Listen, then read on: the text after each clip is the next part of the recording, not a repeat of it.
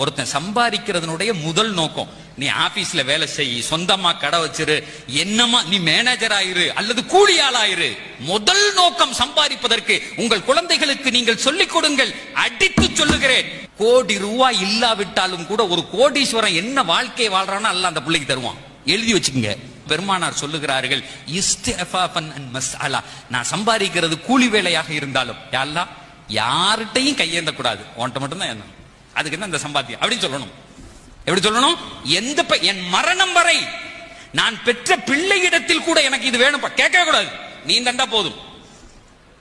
சொல்லி பாருங்களேன், கடைசி நேர தண்ணி வரை உங்களுடைய வாயில் இறைவன் ஊற்றுவான். நல்லா ஒண்ணு புரிஞ்சுக்குங்க, நீங்க வச்சிருக்க காசுகளும் படிப்பையும் கொண்டு இந்த உலகத்துல வாழ முடியாது. அல்லாஹ் நாடணும். கோடி ரூபாய் இருக்கவன் கூட ஏதாவது ஒரு நோயில இழுத்து பட்டு செத்து போறான். அந்த பணம் பயன்படவே பயன்படாது, அந்த அறிவு பயன்படவே பயன்படாது.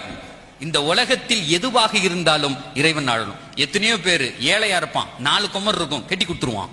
கொய்த்துல ஆயில் கம்பெனில மேனேஜரா இருக்கேன், ஆனா இங்க பார்த்தா ஒரு வீடு கட்ட முடியலங்கிறான், என் பிள்ளைய படிக்க வச்சு ஒழுங்கா கட்டி கொடுக்க முடியலங்கிறான். வித்தியாசம் இருக்கு சார்.